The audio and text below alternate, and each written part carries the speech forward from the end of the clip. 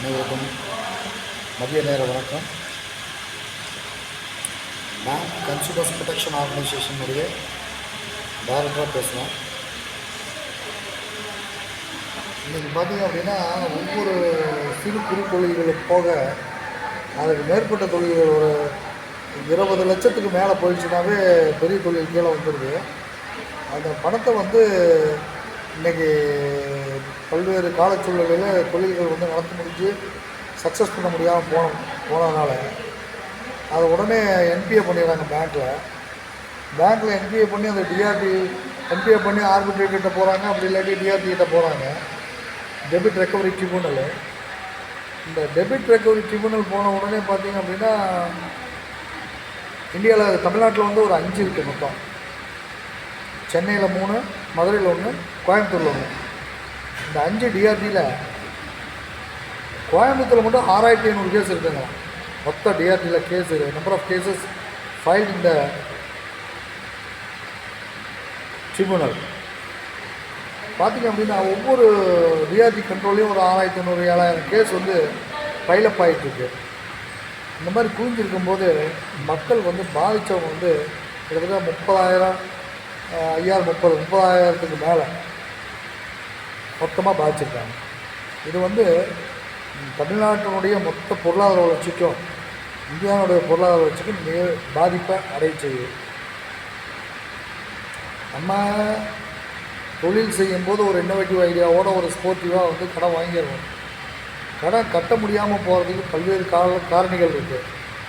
இருந்தால் கூட அந்த கட்ட முடியாத நேரத்தில் மத்திய அரசு நிறைய கிரெடிட் கேரண்டி ஸ்கீம்லாம் கொடுத்து நிறைய ஃபண்ட்ஸ் எல்லாம் கொடுக்க சொல்லி அதை சில டைமில் மோரட்டோரியம் பீரியட்லாம் கொடுத்து கூட கடன் கட்டுறவங்களுக்கு தொழில் செய்கிறவங்களுக்கு பாதுகாப்பாக பண்ணி கொடுத்துருக்காங்க.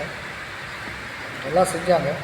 இருந்தால் கூட இந்த டிஆர்டிக்குள்ளே போனதுக்கப்புறம் பார்த்திங்கன்னா வேறு யாரும் கடன் கொடுக்க மாட்டாங்க. எம்பி ஆனதுக்கப்புறம் ஒரு இடத்துல கடன் வாங்கிட்டா டேக் ஓவர் லோன் இன்னொருத்த பண்ண மாட்டாங்க. எம்பி ஆனதுக்கப்புறம் டேக் ஓவர் லோன் அப்படிங்கிறது இன்னொரு பேங்க்கு அப்படியே மொத்தமாக அந்த கடனை கொடுத்துட்டு அவங்க எழுதி வாங்கிக்குவாங்க அந்த சொத்தை. இது இப்போ பண்ணுறதில்ல. எம்பி ஆனதுக்கப்புறம் இந்த டிஆர்டிக்குள்ளே கேஸ் நடக்கும்போது பார்த்திங்க அப்படின்னா பல்வேறு காரணங்களால் டிலே ஆகுது. ஒன்று அதிகாரிகள் இல்லாமல் இருக்கிறது, இல்லை அதிகாரிகள் அதனுடைய அதிகாரிகளுடைய கொலூசிவ்னஸ் வித் தி லீகல் ஃபெட்டர்னிட்டி. மற்றபடி பாதித்தவங்கள யாருமே பார்க்குறதில்ல. பாவம் இல்லாதவங்களாகவே போயிடுறாங்க. ரொம்ப தடுமாறிட்டு இருக்காங்க. அந்த மாதிரி போகும்போது 7 வருஷம் 10 வருஷம் இந்த மாதிரி எடுக்கும்போது டோட்டலாக பாசிவ் மூமெண்ட், பாசிவ் ஆக்டிவிட்டினா எந்த செயல்பாடுமே இருக்காது. அப்புறம் இப்போ கடன் வாங்கினவங்க என்ன ஆவாங்க, ஆட்டோமேட்டிக்காக மொத்தமாக அழிச்சிடுவாங்க, ரூயின் ஆகிடுவாங்க. இந்த சூழ்நிலையை மாற்றணும். அதுக்கு அரசு நடவடிக்கை எடுக்கணும். ஏன்னா டிஆர்டி அப்படிங்கிறது மத்திய அரசு தீர்வாயம். மாநில அரசாகட்டும் மத்திய அரசாகட்டும் இது விஷயமாக கவனம் செலுத்தி தொழிலை மேம்படுத்துறதுக்கு டிஆர்டியை எப்படி மேம்படுத்தி கொண்டு வரலாம். ஏன்னா எல்லாமே பப்ளிக் மணின்னு சொல்கிறோம். ஏன்னா பேங்க் கொடுத்த கடன் தொகை பூராமே பப்ளிக் மணி. அந்த பப்ளிக் மணியை ஒரு இண்டிவிஜுவல் சீட் பண்ணக்கூடாதுன்னு நம்ம இந்த டிஆர்டியை ரெக்கவரி பண்ணி தர சொல்லி நம்ம சொல்கிறோம். பட் இந்த மணி பூராமே கரெக்டாக ரெக்கவரி பண்ணுறாங்களா, சரியான விதத்தில் நடக்குதா, டிஆர்டி சரியாக நடக்குதா, சட்ட ரீதியான ஒரு வழிகாட்டுதலில் சரியான நீதி கிடைச்சதா, அதுக்கு அப்பலேட் ட்ரிபியூனல் இருக்குது.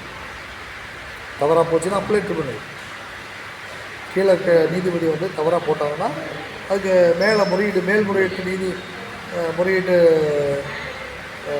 ரெக்கவரி ட்ரிபியூனல் இருக்குது, அப்பலேட் ட்ரிபியூனல். இப்போ இதெல்லாம் பண்ணும்போது ஒரு மனுஷன் எத்தனை வருஷம் பின்னாடி லீகல் பேட்டில் கன்ஃபரண்ட் பண்ணுறது. அந்த legal battle confrontation it also kills a human and their entire family. இது யாரும் கணக்கிலே எடுத்துக்கிறது இல்லை. கடன் வாங்கினா கடன் கட்டலை அப்படின்னு ஒரு பொதுவாக ஒரு வார்த்தையை சொல்லிவிட்டு எல்லாருமே தப்பிச்சுக்கிறாங்க. உண்மையான நிலவரம் அது கிடையாது. உண்மையான நிலவரத்தை அரசும் மாநில அரசும் மத்திய அரசும் அதை உள்ளே கூர்ந்து கவனித்து அதிகாரிகளை வந்து சரியான அதிகாரிகளை போட்டு லஞ்ச லாவணியம் இல்லாத ஒரு ஒரு ஒரு நீதியை நிலைநாட்டி மக்களுக்கு வந்து சரியான ஒரு தீர்ப்பு வழங்கி கொடுக்கறதுக்கு ஏற்பாடுகள் செஞ்சு ஏன்னா மக்களை காப்பாற்றி கொடுத்து அந்த தொழிலை வந்து மேம்படுத்துறதுக்கு உண்டான வேலையை செய்யணும். இது ரொம்ப அடிப்படையான விஷயம்.